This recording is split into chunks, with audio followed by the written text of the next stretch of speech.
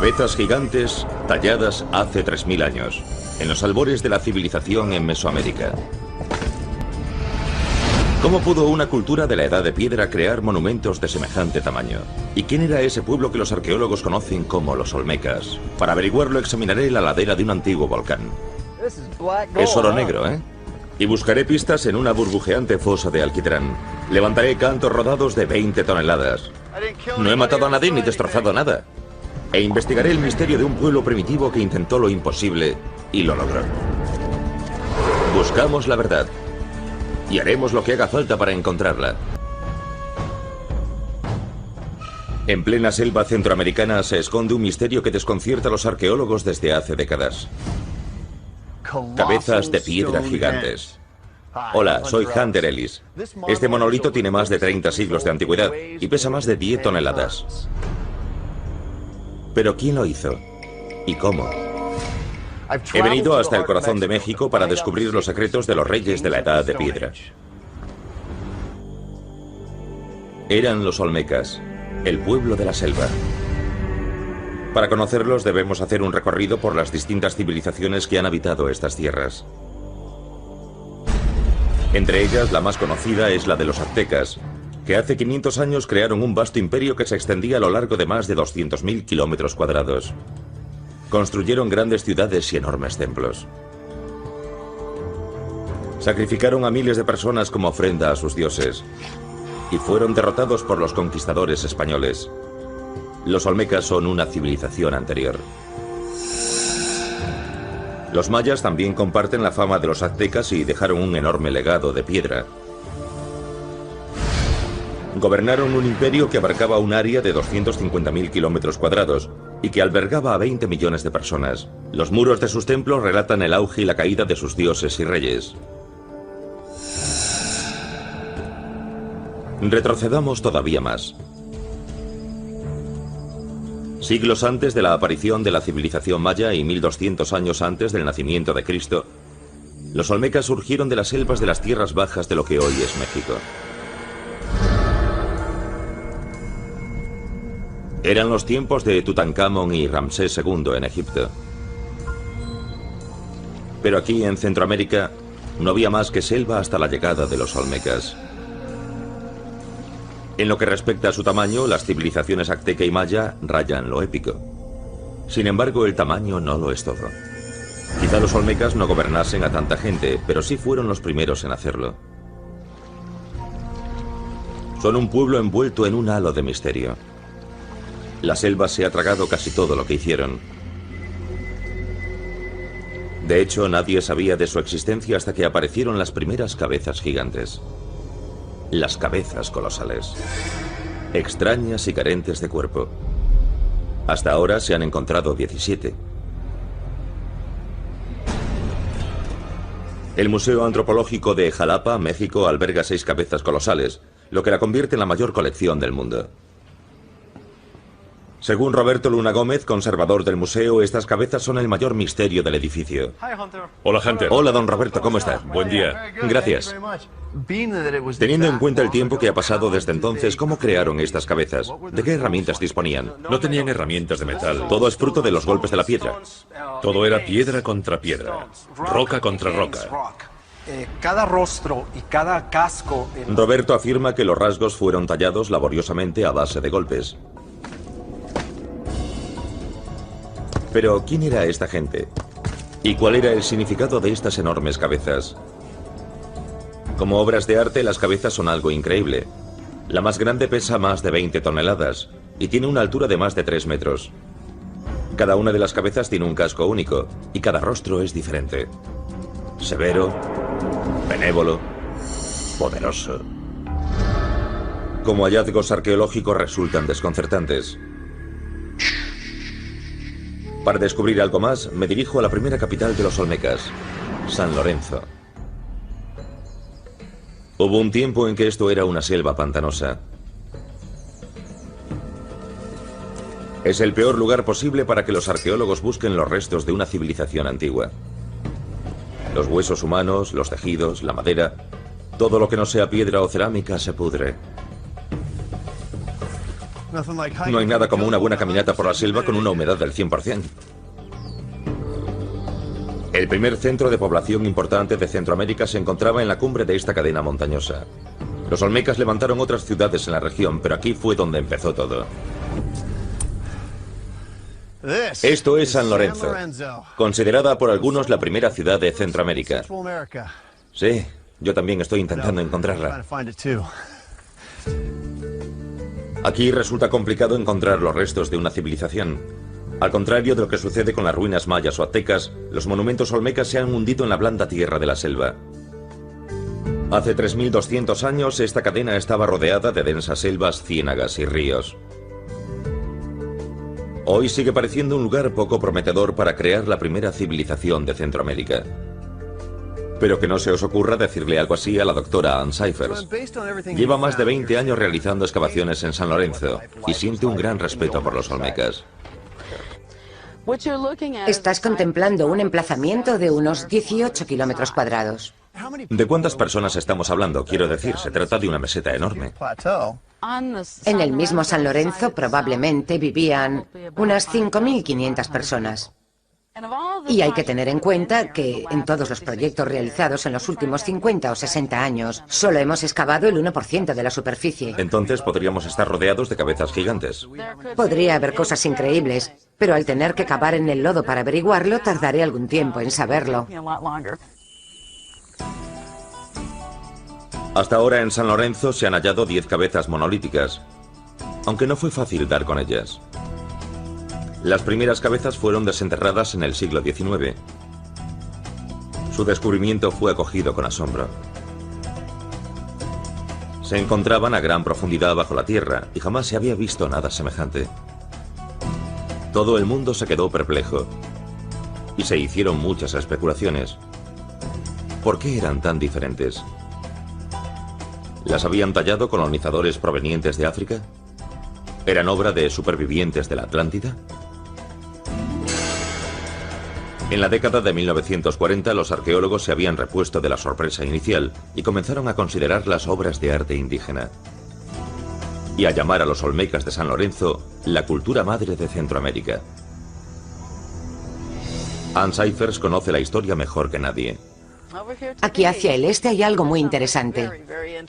¿Ah, sí? Por desgracia, eso tan interesante ya no se encuentra aquí. Es un agujero enorme. Sí, contenía algo colosal.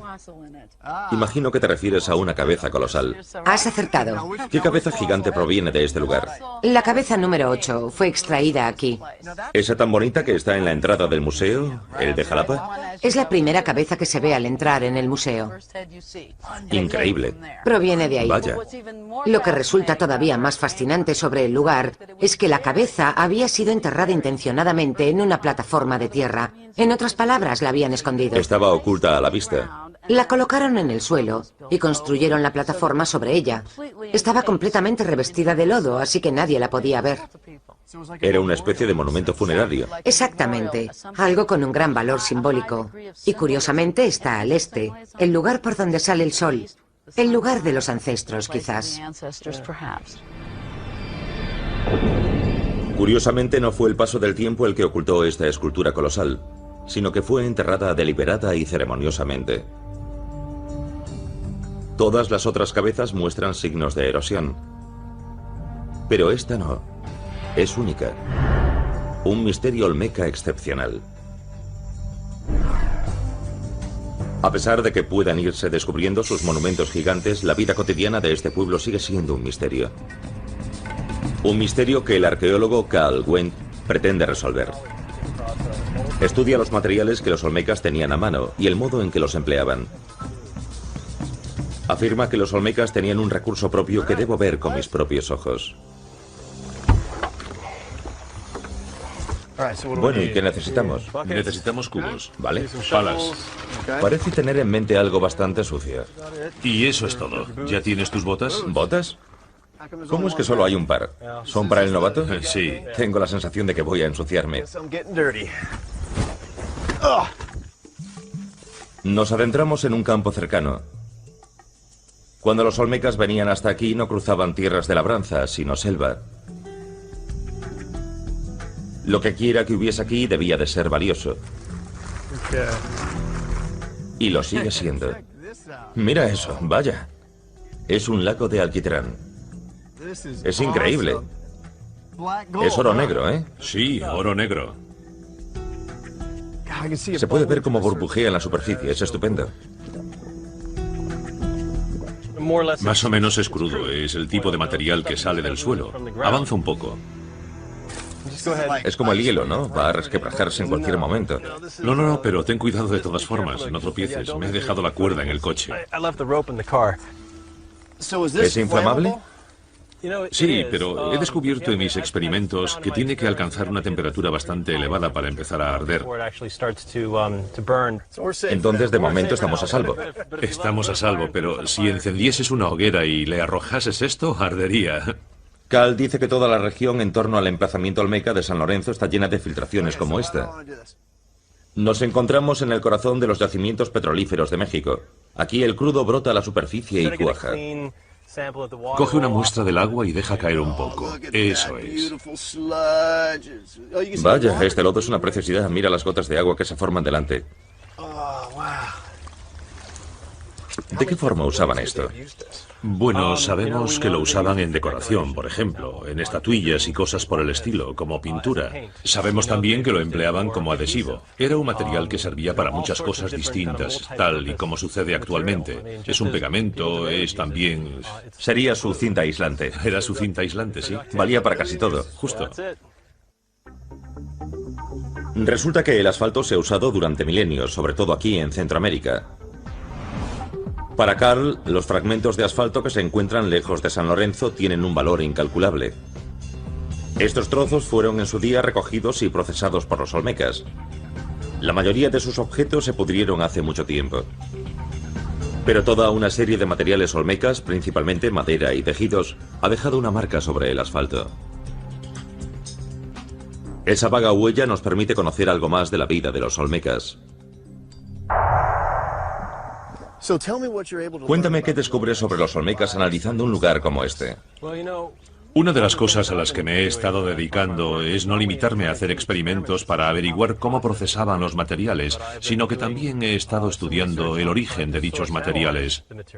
Dicho de otro modo, he podido seguir el rastro de los distintos objetos hallados en las excavaciones de los objetos de asfalto hasta las zonas concretas de donde proviene dicho material. Esto nos permite conocer las pautas comerciales, el intercambio, la interacción, esa clase de cosas que resultan tan difíciles de comprender a los arqueólogos. El estudio de objetos como el asfalto ofrece a los arqueólogos una imagen más clara sobre el modo en que los olmecas comerciaban con sus materias primas y productos elaborados. Así han descubierto que los olmecas comerciaban con sus productos hasta miles de kilómetros. Ya hemos llenado los 2 cubos, ¿es suficiente? Sí, ya me he ensuciado bastante. Muy bien. Me he quedado pegado, así que... A ver si conseguimos salir de aquí. Claro, suena bien, ¿eh?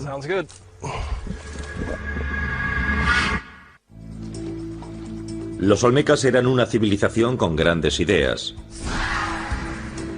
Crearon enormes monumentos de piedra. Sin embargo, su cultura sigue siendo uno de los mayores enigmas de Centroamérica. Muchos de sus secretos siguen enterrados en las ruinas de su primera ciudad, un lugar que los arqueólogos conocen como San Lorenzo. Ann Cyphers está tratando de hacerse una idea del aspecto que tendría este asentamiento. Recoge muestras de tierra en un área de unos 75 kilómetros cuadrados. Este es Don Juan y esta es Marisol Varela, es arqueóloga. Hola, encantado. Ann dice que debería probar. Su equipo ha recogido más de 3.000 muestras en San Lorenzo, guardando una distancia de 20 metros entre cada toma. ¿Qué es lo que buscáis para demostrar la presencia de los olmecas? Lo interesante es que aparezcan posibles vestigios de antiguas estructuras. Por ejemplo, los suelos dejan un rastro específico que puede encontrarse en medio del lodo. ¿Y qué diferencias apreciáis? ¿Cómo sabéis que habéis dado con una estructura? ¿Qué cambios aparecen? Normalmente encontramos suelos de casas. A veces es yeso rojizo o anaranjado. Otras veces encontramos empedrados. Al tomar la muestra, los atravesamos. Y cuando extraemos el lodo se aprecia claramente la presencia de un piso. Y salta a la vista el color rojo o la bentonita. El naranja. Y entonces sabéis que existe una estructura a una determinada profundidad. Eso es. Hay que tomar medidas para saber a qué profundidad se ha tomado la muestra. Entonces, al tomar cada muestra, medís la profundidad para saber dónde se encuentra cada cosa. Ahora nos encontramos a unos 31 centímetros, más o menos. ¿Cómo que más o menos? Necesitamos la medida exacta. Vale, hay que ser preciso. Repito la medición. Sí, 31 centímetros. Muy bien, Hunter. Esto mide cerca de 1 metro. ¿Qué pasa cuando no llega más allá? Bueno, cuando llegas a un punto en el que toda su extensión está bajo tierra, es el momento de añadir otra extensión. Tenemos más justo aquí. Manualmente hemos llegado a descender unos 18 o 19 metros. ¿En serio? Totalmente. ¿Habéis conseguido bajar hasta 18 metros a mano? Sí, a mano. Hacen falta 4 o 5 hombres, a veces 6 para hacerlo. Sin duda. Ahora comprendo por qué sabemos tan poco de los olmecas. Su capa de ocupación se encuentra a unos 18 metros bajo tierra. Es como buscar un tesoro enterrado. Se trata de un asentamiento olmeca, por lo que el tesoro que estamos buscando no está formado por oro o joyas, sino por piedras. Y estas son casi tan difíciles de encontrar. De hecho, el lugar más cercano en el que los olmecas podrían obtener piedras para sus cabezas gigantes se encuentra muy lejos de aquí, en un lugar conocido como la Sierra de los Tuxtla. Los Tuxtla son un grupo de volcanes situado en la zona sur de Veracruz. Se encuentran al menos a 65 kilómetros de San Lorenzo. Aquí arriba hay piedras descomunales por todas partes. Muchas de ellas son bombas de lava arrojadas durante una erupción volcánica.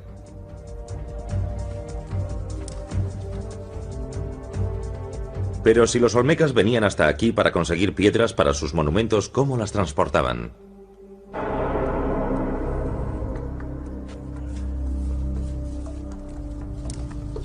A los olmecas no les valía cualquier tipo de piedra para tallar sus colosales monumentos. Empleaban basalto de gran dureza. Me han dicho que hay pruebas de la existencia en esta zona de un taller olmeca. Voy a reunirme con el doctor en arqueología Richard Dill para averiguar por qué los olmecas eligieron un medio que exigía tanto trabajo. Vaya, ¿Te gusta?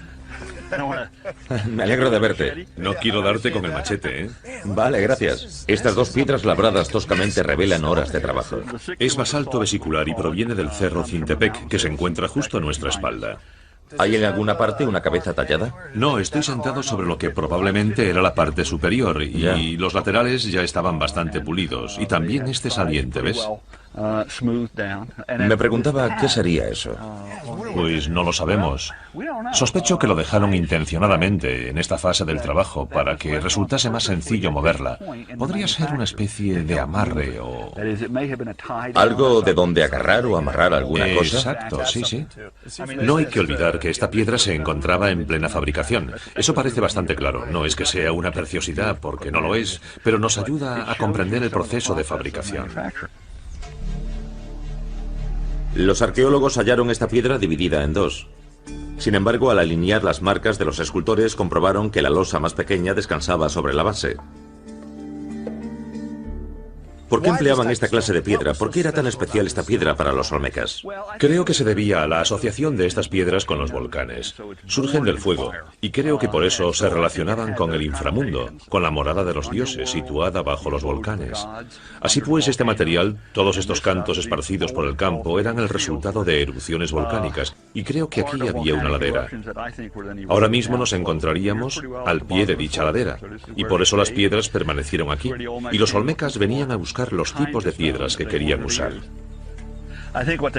Richard me cuenta que es posible que un grupo de maestros escultores y aprendices trabajase durante semanas en una buena piedra, dándole su forma básica en el mismo lugar.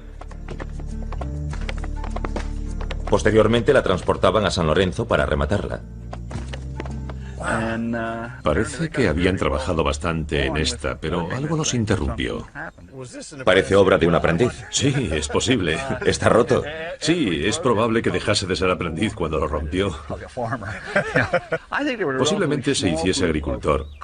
Creo que aquí trabajaba un pequeño grupo de escultores hasta que llegaba el momento de trasladar la piedra y entonces venía un montón de gente. Quizá viniese a echar una mano toda la comunidad. Es increíble. Sorprende lo que esta gente podía hacer. Los monumentos de piedra acababan a unos 65 kilómetros de distancia. ¿Cómo podían mover en la edad de piedra rocas que llegaban a pesar hasta 40 toneladas? ¿Y por qué se molestaban en hacerlo? Ha llegado el momento de un poco de arqueología experimental. ¿Qué hace falta para mover una cabeza gigante?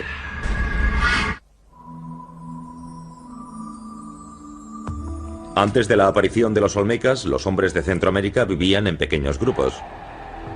Sobrevivían gracias a la caza, la recolección y la agricultura a pequeña escala. Las poblaciones estaban alejadas entre sí, y no había líderes que tuviesen bajo su mando una gran cantidad de mano de obra. Entonces, en el 1200 a.C., los olmecas salieron de la selva y crearon el primer centro político de Centroamérica, una ciudad llena de poderosos monumentos. ¿Cuál fue la causa de dicha evolución? Es posible que nunca lo sepamos, pero nos dejaron algunas pistas de tamaño considerable. Y también pesadas. Tallarlas solo suponía la mitad del trabajo. ¿Cómo trasladaban estas enormes rocas hasta la capital que se encontraba en mitad de una ciénaga a 65 kilómetros? Hoy es pan comido. Basta con realizar una llamada telefónica. Vamos a coger una para hacernos una idea del tamaño del que estamos hablando. Esta parece una buena roca para hacer una cabeza gigante. Esta roca, por favor.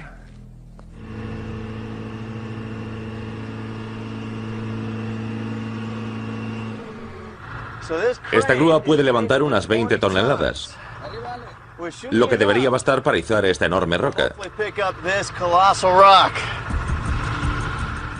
A ver qué tal aguantan las correas. La grúa no debería tener ningún problema con esta roca, pero no tengo claro que sea suficiente con una sola correa de nylon.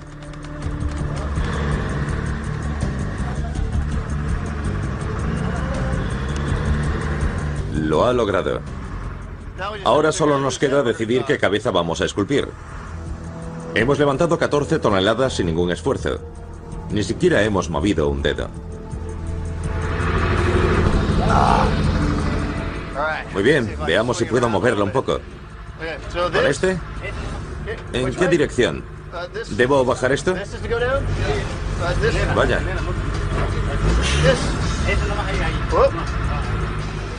Nos está costando entendernos. Los olmecas no lo tenían tan fácil. El peso de esta roca está dentro de la media de las que movían ellos, pero algunas pesaban el doble. Bueno, no he matado a nadie ni destrozado nada. Ha habido suerte. Valiéndose de poco más que la fuerza bruta y una gran determinación, movían rocas de hasta 40 toneladas. Pero ¿cómo lo lograban? Nadie lo sabe a ciencia cierta, aparte de que hacían falta muchos hombres. A pesar de todo, el doctor Carl Wendt tiene algunas teorías. Está claro que no es una cabeza olmeca. No, no es una cabeza olmeca, pero podrías llevarte alguna sorpresa. ¿Sí?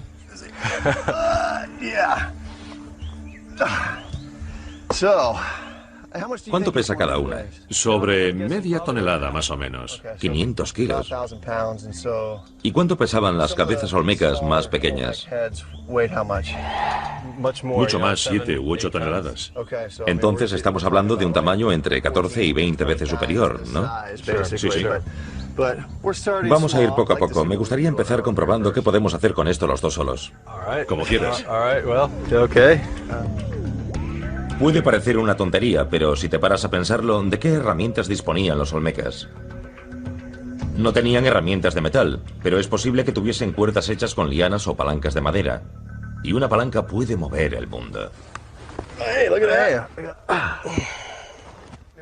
¿Qué hacían otros pueblos? Es una buena pregunta, puesto que estudiamos lo que se hacía en otras culturas para tratar de saber cómo movían las piedras los olmecas. Otros pueblos empleaban una serie de mecanismos para reducir la fricción y facilitar el arrastre de las rocas.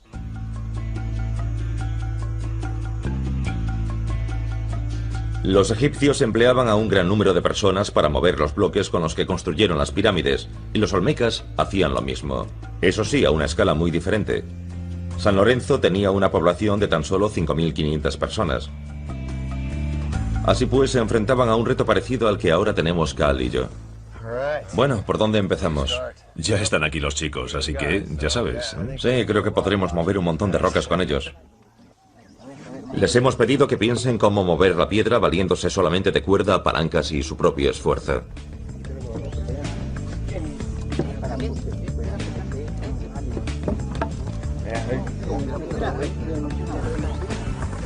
Es increíble la cantidad de gente que hace falta para mover estas pequeñas rocas.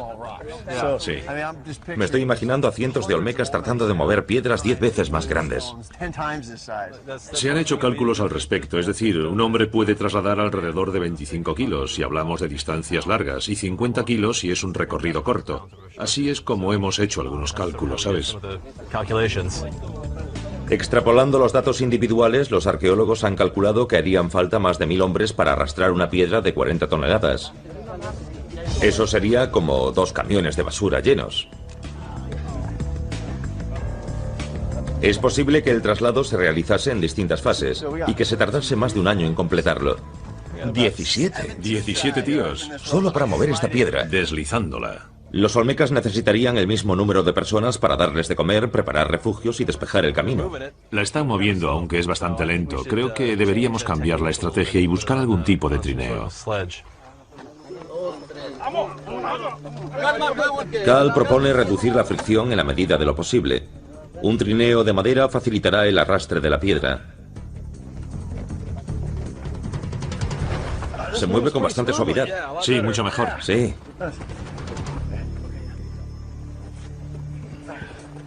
Hay que recordar que los olmecas no conocían la rueda. Lo mejor que podían hacer era utilizar algunos leños a modo de rodillos.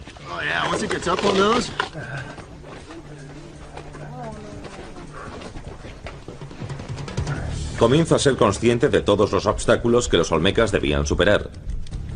Sin embargo, el gran invento de los olmecas fue su organización de la mano de obra.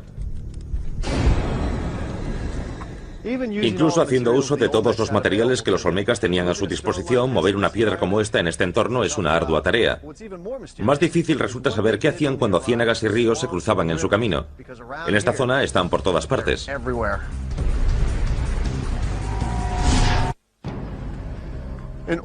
Para trasladar la piedra hasta la ciudad que se encontraba en aquella meseta, los olmecas tenían que recorrer kilómetros de ciénagas y selvas, terrenos que hoy ocupan los cultivos.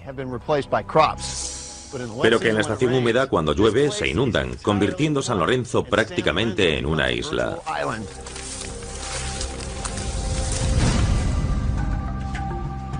La población de San Lorenzo se alimentaba de lo que ofrecía este rico entorno. La construcción de grandes monumentos públicos solo fue posible gracias a la obtención de alimentos sobrantes, que hizo posible que otras personas se dedicaran a la artesanía. Todavía hoy un solo hombre armado de una red puede reunir grandes cantidades de comida. Quiero ver cómo. Se me ha ocurrido reunirme con uno de los vecinos para aprender el viejo arte del uso de la red.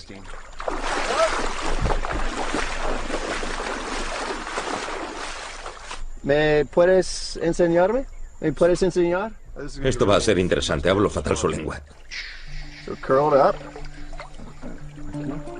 Los olmecas pescarían más o menos de la misma forma, pero me apuesto lo que sea a que lo hacían mucho mejor que yo. Esto es muy complicado, no sé qué va a salir de aquí. ¿Otra vez? A pesar de que las redes se han podrido, se han encontrado piezas de cerámica que podrían haber servido de lastre para redes como esta. ¡Vaya! La suerte del principiante.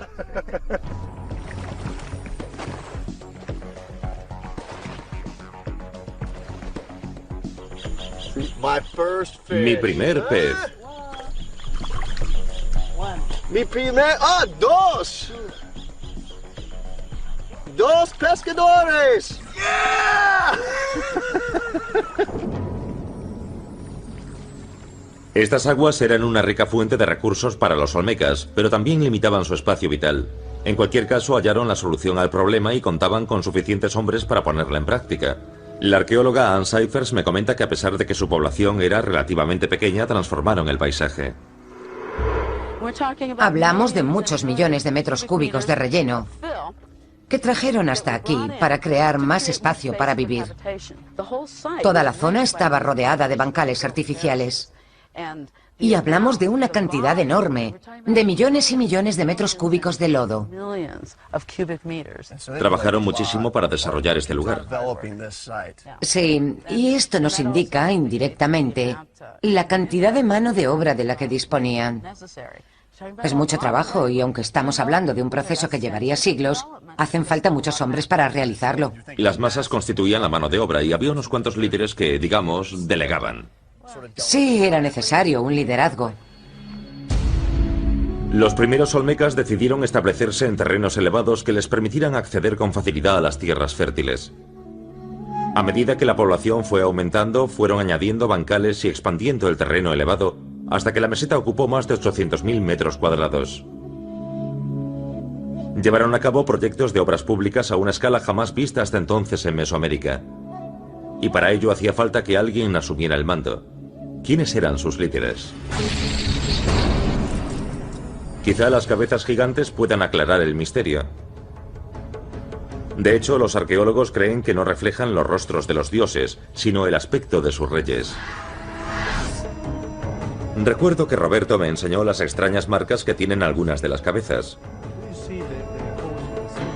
¿Indican estas marcas que había algo antes de que se realizaran dichas cabezas? La respuesta se ha descubierto recientemente y añade una dimensión totalmente distinta a lo que sabemos de ellas.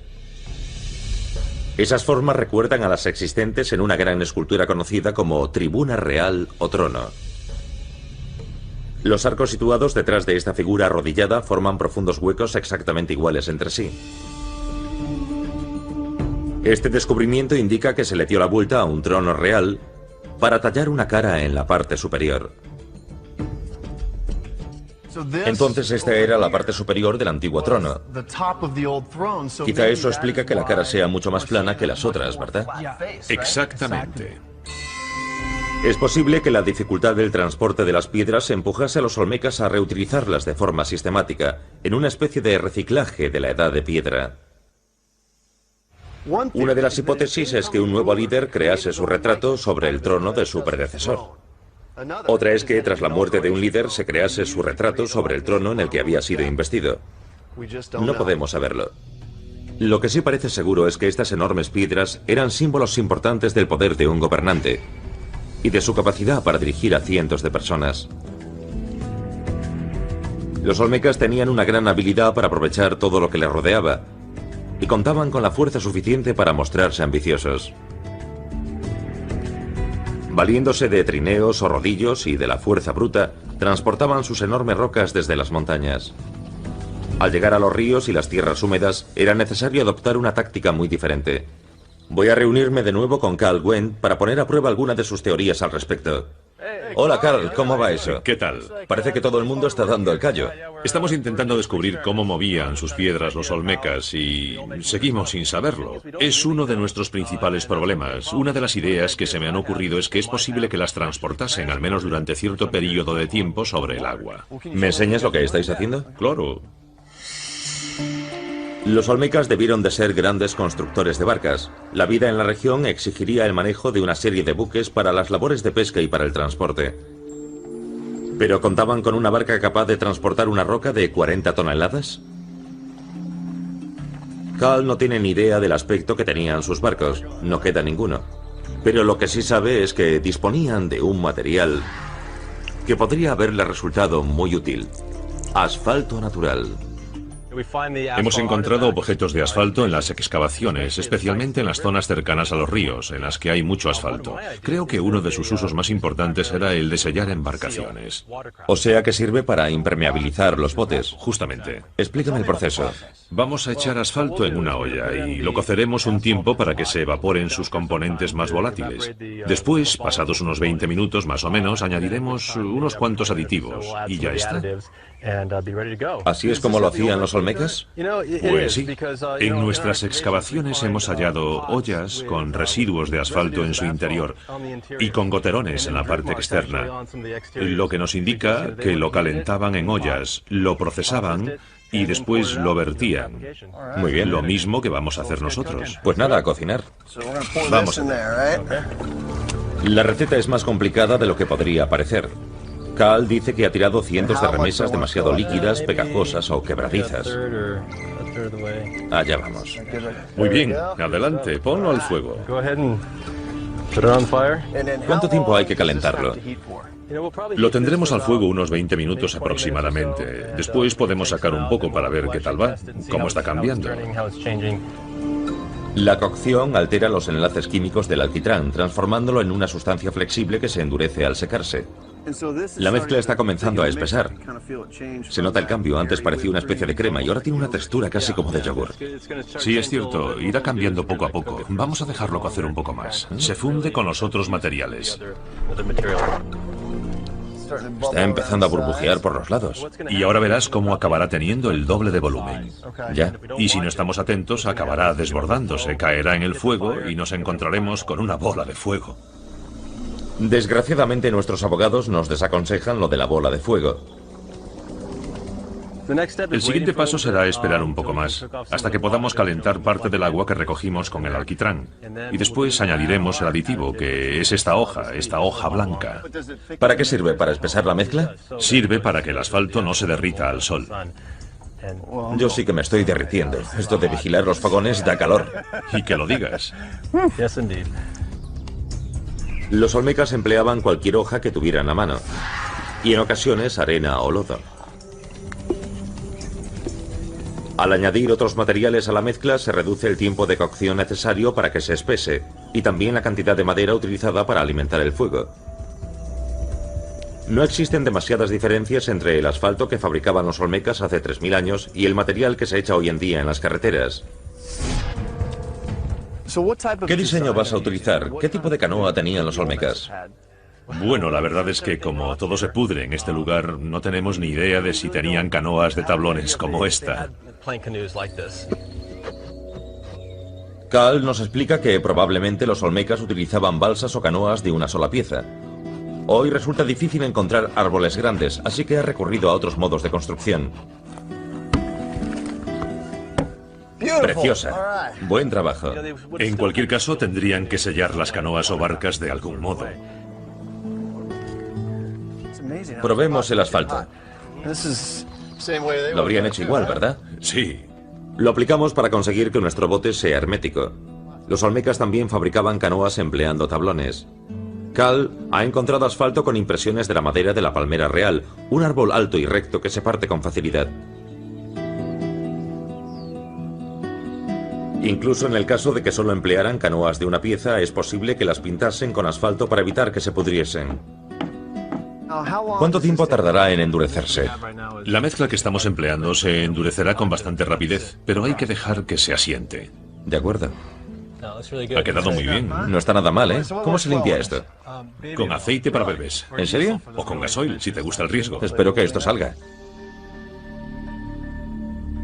No es que tenga mucha pinta de bote de la edad de piedra, pero nos vale para lo que pretendemos hacer.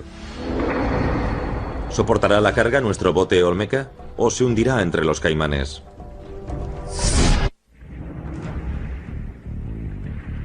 Hace 3000 años los olmecas transportaban bloques de piedra de 40 toneladas a lo largo de kilómetros y kilómetros de ciénagas y ríos, y necesitarían embarcaciones lo suficientemente grandes como para cargar con una roca gigante sin hundirse. No sabemos cómo serían esos barcos, pero sí tenemos una idea del tamaño que tendrían.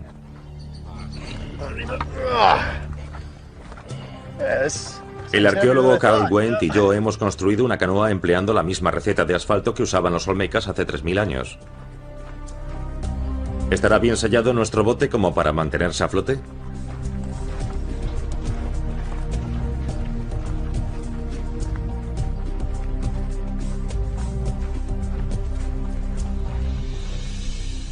Nos encontramos en el río Chiquito, cerca de San Lorenzo. Los ríos serpentean por toda la región. Una ruta acuática habría supuesto dar un rodeo, pero también habría sido mucho más eficaz que arrastrar las piedras por tierra.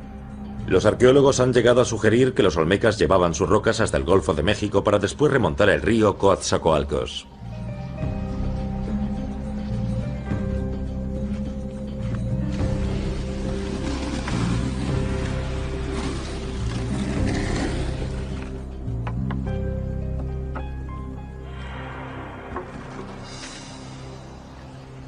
Antes de nada quiero comprobar si hay alguna vía de agua. Hasta ahora perfecto, está sellada. Así es. ¿Qué te parece la idea de colocar una gran piedra ahí? No sé si es una buena idea. Creo que tendrás que ir tú solo si ponemos la piedra encima. Tiene el tamaño de una pequeña barca de servicio.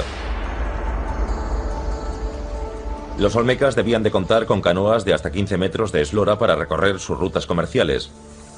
En cualquier caso, el transporte de una roca de 20 toneladas requiere un bote todavía mayor. Nuestra pequeña canoa ni siquiera es capaz de soportar el peso de esta piedra relativamente pequeña. Necesitamos mucha más flotabilidad. Lo que debemos hacer es juntar un par de estos, amarrarlos de algún modo y después quizá podamos montar una especie de plataforma usando algunas cuerdas. Así se repartirá el peso en un área mayor. Eso es, no creo que parte con esto. Es algo inestable. Sí, ya antes de cargar nada. Muy bien, hay cosas que hacer, manos a la obra. Vamos. Vaya, mira eso, ahora sí que tenemos una barca, ¿eh? Así es. Y parece sólida. Han hecho un buen trabajo. Sí, y es más alta. ¿Cuántas personas crees que podrían ir a bordo de esta canoa? Pues unas 5 o 6. Esos son unos 350 kilos por bote, lo que hacen aproximadamente 1000 kilos. ¿Crees que podremos subir una piedra grande? Sinceramente parece bastante sólida. Soy bastante optimista. ¿Lo ponemos a prueba? Venga. Muy bien, vamos allá.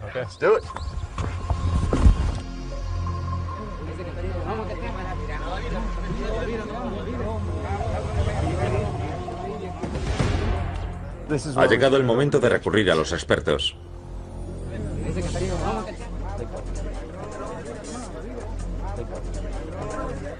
Lo que estamos viendo sucede en cualquier parte del mundo. Todos tienen una opinión sobre cómo debería hacerse y están deliberando. Ahora veremos el resultado.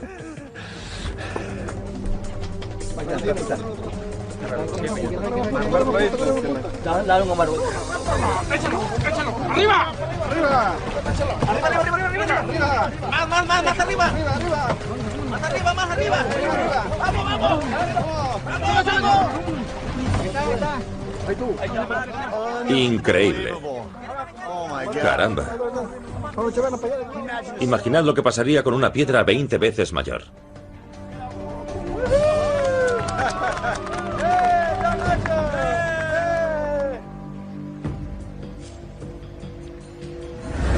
Nuestros cálculos han resultado bastante precisos, aunque estamos algo desequilibrados.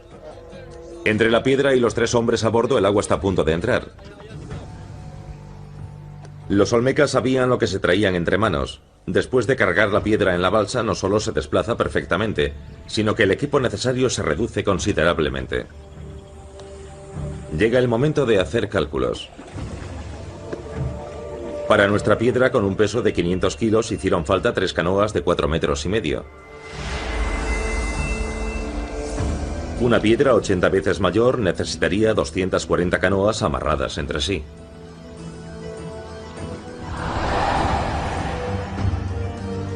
Pero si los olmecas disponían de canoas de 15 metros capaces de transportar 3000 kilos, solo necesitarían 14 botes. Eso es más verosímil. Nuestro bote parecería ridículo a su lado. Hace 3000 años los olmecas traían sus rocas gigantes desde el volcán.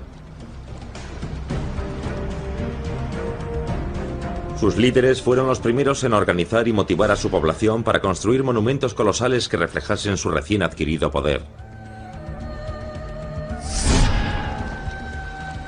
Crearon la primera gran civilización de Mesoamérica, que influyó en los mayas y en los pueblos que llegaron después. Jamás se había visto nada parecido a las cabezas gigantes. Ni se vería después. Hoy en día siguen siendo lo único que muchos sabemos de los olmecas. Son las embajadoras inmortales de los reyes de la Edad de Piedra.